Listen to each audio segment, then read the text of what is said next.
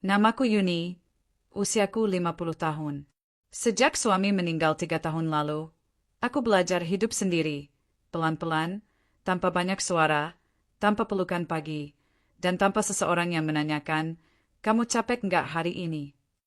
Anakku sudah berkeluarga dan tinggal tak jauh dari sini. Menantuku, Ilham, pria muda sederhana yang sopan dan rajin. Dia sering mampir ke rumah untuk bantu-bantu atau hanya mengantarkan belanja titipan anakku. Kami tak pernah terlalu dekat, tapi aku menghargai sikap hormatnya. Dia jarang bicara banyak, tapi selalu siap kalau diminta bantu. Malam itu aku merasa sangat lelah. Seharian membersihkan gudang belakang membuat punggungku nyeri luar biasa. Saat Ilham datang membawa barang belanjaan, aku spontan bicara.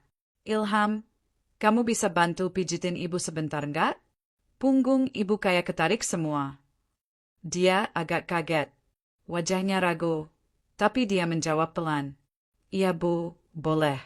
Di kamar aja ya."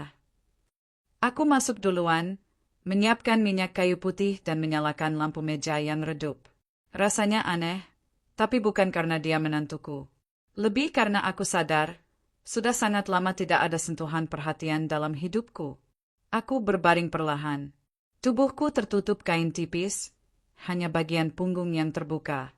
Saat tangannya menyentuh pundakku, aku diam. Tidak tahu harus berkata apa.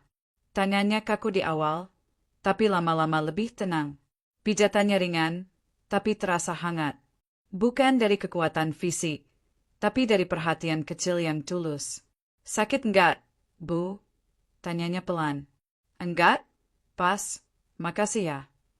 Dalam diam itu, pikiranku melayang. Betapa selama ini aku hanya hidup untuk bertahan.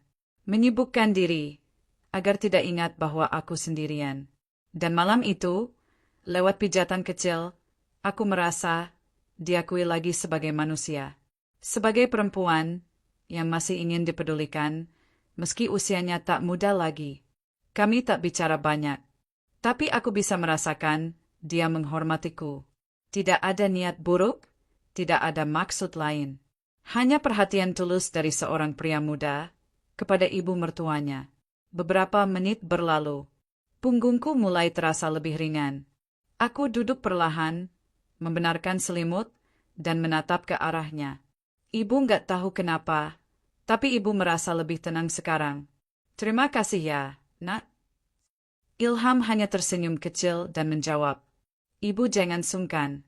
Kalau butuh bantuan, bilang aja." Dan malam itu, saat dia pulang, aku duduk lama di kamar.